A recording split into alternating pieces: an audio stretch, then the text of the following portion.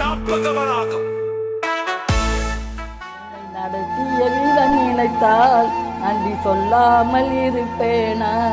கண்ணீரை துடைத்து கவலைகள் நீக்கி என்னை நடத்திய வீரம் நினைத்தால் நன்றி சொல்லாமல் இருப்பேனா?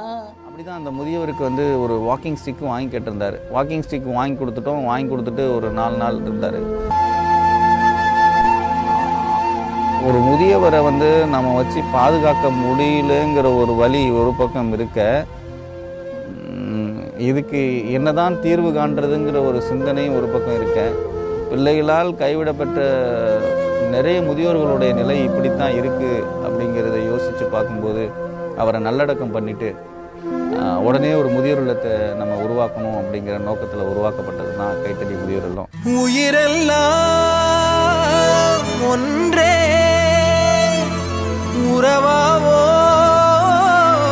என்றே நெஞ்சில் நேசம் கொள்வோம் என்றால் கல்லும் தெய்வம் ஆகுமே.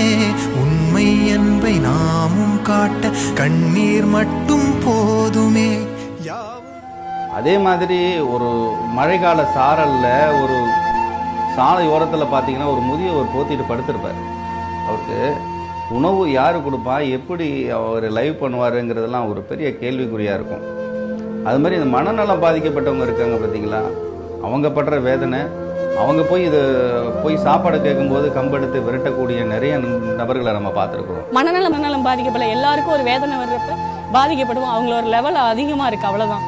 அப்போ அப்படி இருக்கிறப்ப அவங்களுக்கு இன்னைக்கு கண்ணியத்தோட மதிப்போட சுயமரியாதையோட அவங்கள நடத்தப்படுறோன்றது எனக்கு ரொம்ப பெருமையாக இருக்குது. இந்த சமுதாயத்தில் ஒரு மனிதன் வந்து உணவுக்காக புறக்கணிக்கப்படுகிறான் அப்படிங்கிறது ரொம்ப வலியாக இருந்தது. இதையெல்லாம் பார்த்துட்டு நாம் வந்து இது காட்சி பிழையா இல்லை நம்மளுடைய உணர்வு பிழையா அப்படின்னு சொல்லி பார்க்கும்போது கண்டிப்பாக இது உணர்வு பிழை.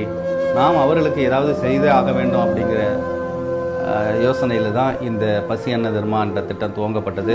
ஒரு திட்டம் வந்து அரசு தேர்வுகள் வந்து குரூப் 4, குரூப் 2 இந்த கிளாஸ் எல்லாமே இலவசமாக 135 பேர் படிச்சுட்டு இருக்காங்க. ஏற்கனவே இந்த பயிற்சி மூலமாக ஆசிரியர்களாகவோ அல்லது ஒரு அரசு ஊழியர்களாகவோ ஆணவர்களால் கொண்டு தான் நாங்கள் பயிற்சி எடுக்கப்படுறோம். இது வந்து ஒரு மிகப்பெரிய புண்ணியமான இடமா நான் நினைக்கிறேன். ஏன்னு கேட்டிங்கன்னா, இது எங்களுடைய மிகப்பெரிய நீண்ட கால இலக்கு. ஒரு இடத்த நாம் வந்து சொந்தமாக ஆக்கி அதில் முதியோர்கள், குழந்தைகள் மற்றும் இளைஞர்களுக்கான ஒரு மிகப்பெரிய அமைப்பை உருவாக்கி நம்ம காலம் கடந்தும் நம்மளுடைய இறப்பிற்கு பின்னும் இந்த மனிதநேயம் தழைத்து ஓங்க வேண்டும் என்ற ஒரு நல்ல எண்ணத்தில் இதை வந்து உருவாக்கியிருக்கிறோம் இந்த இடத்த. ஈகா ட்ரஸ்ட்டுக்கு இந்த கட்டணம் முழுமை பெறுறப்ப தான் நாங்கள் இவ்வளோ நாள் உழைச்ச உழைப்புக்கு பலன். இதை வந்து நாம் எப்படி உருவாக்கணும் அப்படின்னா, ஒரு ரெசிடென்சியல் கேர் கொடுக்கணும். இப்போது ஒரு குழந்தை இருக்குது அப்படின்னா, நான் வந்து என்னுடைய சொந்த வீட்டில் நான் வாழ்கிறேன் அப்படின்ற ஒரு தன்னம்பிக்கையும் அதனுடைய அவங்களுக்கு ஒரு கல்வியையும் நாம் கொடுத்து அவங்கள வந்து நாம் ஒரு நிலைப்படுத்திட்டோம்னா எதிர்காலத்தில் இந்த சமுதாயத்திற்கு ஒரு நல்ல மனிதனை நாம் வழங்க முடியுங்கிறது தான் என்னுடைய தாக்கம். ரொம்ப நாளைக்கு இருக்க மாட்டேன். எனக்கு வயசு 80 வயசு ஆகிடுச்சு. அதனால் கட்டடம் கட்டி போய் அங்கே பார்த்துட்டு போகணும். வாசம் மலரின் மேடையடா, நேசம் உலகின் ஆடையடா, ஆடையடா.